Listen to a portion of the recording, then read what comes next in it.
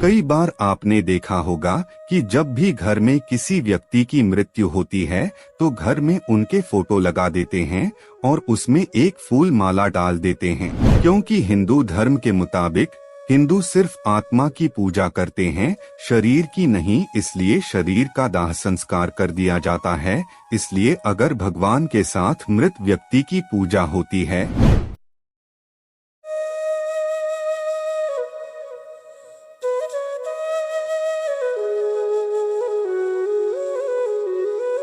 आइए दोस्तों, में प्यार भरा नमस्कार करता हूं। आज की प्रस्तुति में हम जानेंगे कि दोस्तों घर में मरे हुए व्यक्ति का अंतिम संस्कार करने के बाद उस व्यक्ति की अपनी यादों को संजोए रखने के लिए उसकी फोटो को हम दीवार पर लगाते हैं। ऐसा करना क्या शुभ है या अशुभ है? अगर हमें अपने परिवारजनों में हुई मृत्यु की फोटो लगानी चाहिए तो कहां पर लगानी चाहिए, किस दिशा में लगानी चाहिए? हिंदू धर्म के अनुसार जब इंसान मरता है तो उसकी आत्मा उसका शरीर छोड़कर दूसरे के शरीर में चली जाती है।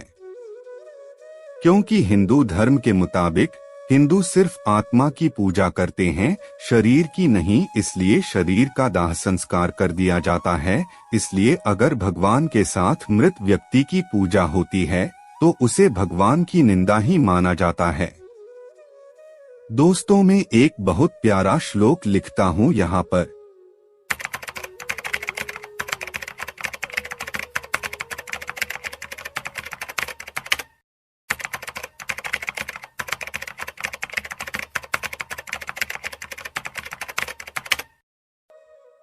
सजातो येन जातेन याति वंशः समुन्नतिं परिवर्तिनी संसारे मृतः को वा न जायते।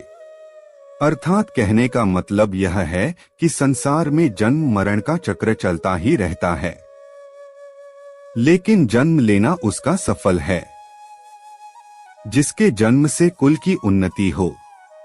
दोस्तों, वीडियो में आगे बढ़ने से पहले आपसे अनुरोध है कि हमारी प्रस्तुति आपको पसंद आती है तो वीडियो को अभी लाइक कर चैनल को सब्सक्राइब कर ले। अब वीडियो को आगे बढ़ाते हैं। मित्रों, आपने हमेशा ही अपने पितरों की फोटो अपने घर में लगी हुई जरूर देखी होगी, और केवल फोटो ही नहीं, कई लोग तो ऐसे भी होते हैं जो उनसे जुड़ी छोटी छोटी चीजों को भी निशाने के तौर पर संभाल कर रखते हैं। लेकिन क्या आपने कभी यह सोचा है कि आपका ऐसा करना सही है या गलत? लोग इस प्रश्न का जवाब ढूंढते रहते हैं कि घर में मृत परिजन की फोटो लगानी चाहिए या फिर नहीं, लेकिन यह जानना बहुत जरूरी है कि इस विषय में हमारे धर्मशास्त्र क्या कहते हैं। मृत परिजनों के फोटो हमें घर में लगाना चाहिए या नहीं, और अगर लगाना चाहिए तो उसे कहाँ लगाना अच्छा रहेगा, और गलत स्थान पर फोटो लगाने से आपको क्या क्या परेशानियां झेलनी पड़ सकती है। मित्रों, लोग पितृपक्ष के दौरान अपने पितरों की आराधना करते हैं। हालांकि कई बार जाने अनजाने में हमसे ऐसी गलतियां हो जाती है जिससे हमें लाभ की जगह हानि भोगनी पड़ती है। कई बार आपने देखा होगा कि जब भी घर में किसी व्यक्ति की मृत्यु होती है तो घर में उनके फोटो लगा देते हैं और उसमें एक फूल माला डाल देते हैं।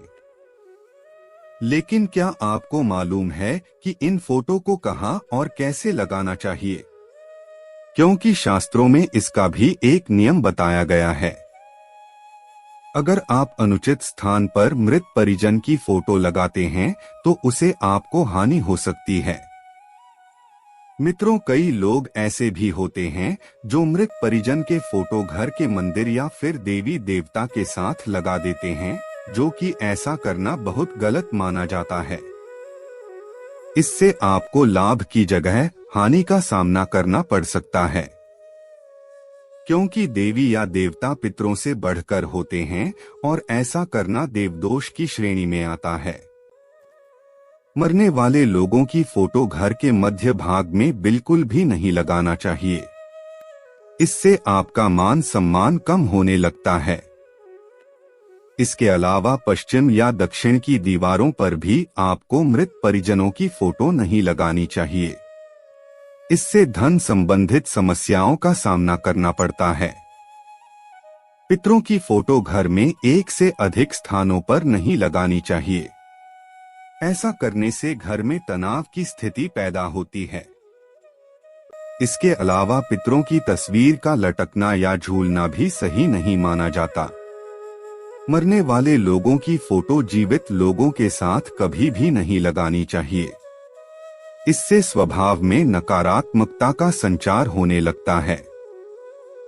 मृत परिजन के फोटो को शयन कक्ष और रसोई कक्ष में भी लगाने से बचना चाहिए। इससे पूर्वजों का अपमान होता है और घर में हमेशा अशांति का माहौल बना रहता है।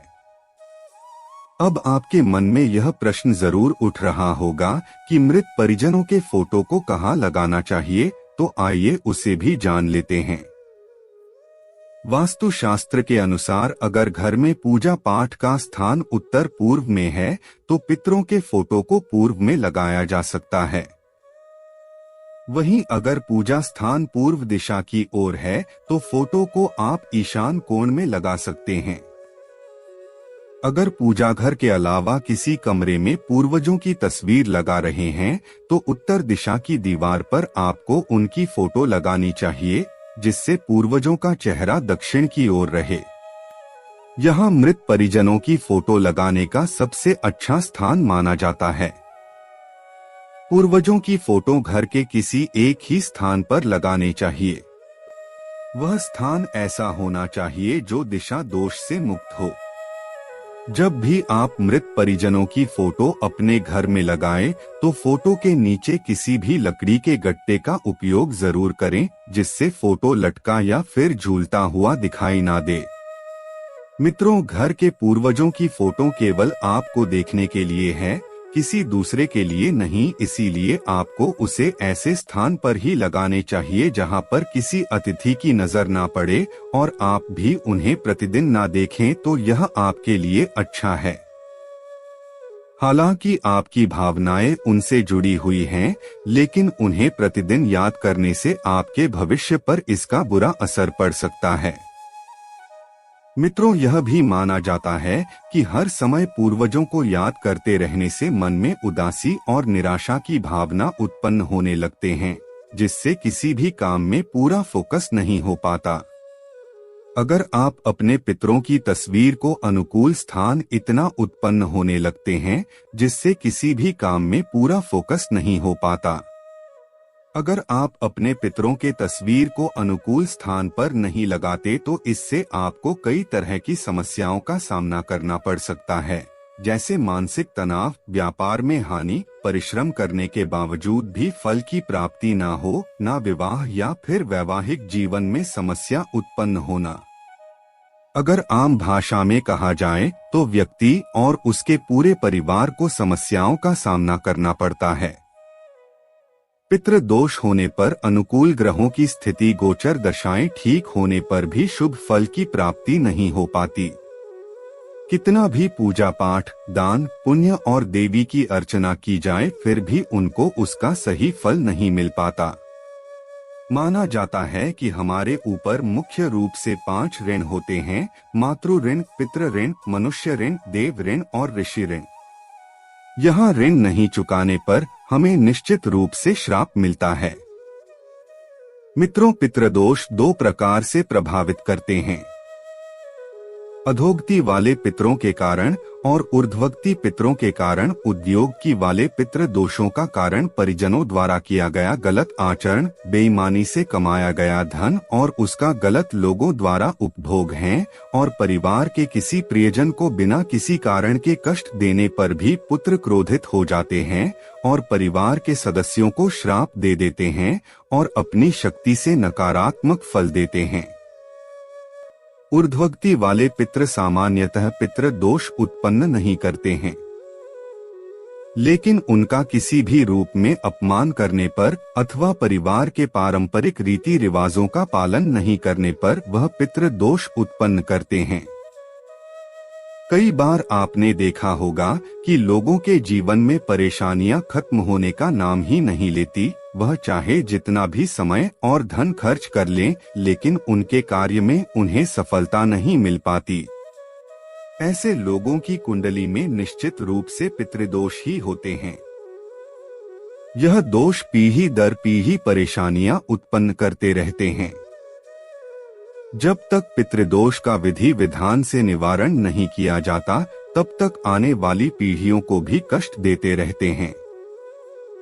इस दोष के निवारण के लिए कुछ विशेष दिन और विशेष समय निर्धारित किए गए हैं, जिनमें इसका पूरा निवारण किया जाता है। श्राद्ध पक्ष ही एक ऐसा अवसर है जब पितृदोष से मुक्ति पाई जा सकती है। इस दोष के निवारण के लिए शास्त्रों में नारायण बलि और नाग बलि का विधान विस्तार पूर्वक बताया गया है, जिसे करने के बाद पितृदोष से मुक्ति पाया जा सकता है। अब प्रश्न यह भी उठता है कि हमें और तस्वीर कैसी लगानी चाहिए। घर की दीवारों पर तस्वीरें भी बोलती है। हमें अपने घर में तस्वीरें लगाने से पहले वास्तव में विचार करना चाहिए। जहां तक मेरा मन कहता है, हमारे घर में ऐसी तस्वीरें होनी चाहिए जिन्हें देखते ही मन खुशियों से भर जाए। हमें अपने घर में सुंदर फूलों की, बहते झरनों की, चहचहाते पक्षियों की, उदय होते सूर्य की, या फिर खिलखिलाते सुंदर बच्चों की, या फिर ऐसे मनोरम नृत्य करती मुद्राओं की जिन्हें देखकर मन मयूर बन के नाचने लगे। तस्वीरें कुछ कहते भी नहीं, अपना प्रभाव भी छोड़ दी है, घर में सकारात्मक ऊर्जा भी फैलाती है। चलिए आज की प्रस्तुति को समाप्त करते हैं और जल्द ही नई प्रस्तुति लेकर आएंगे। तब तक आप कमेंट बॉक्स में बताइए प्रस्तुति कैसी लगी। कमेंट में जय बजरंगबली अवश्य लिखें। धन्यवाद दोस्तों।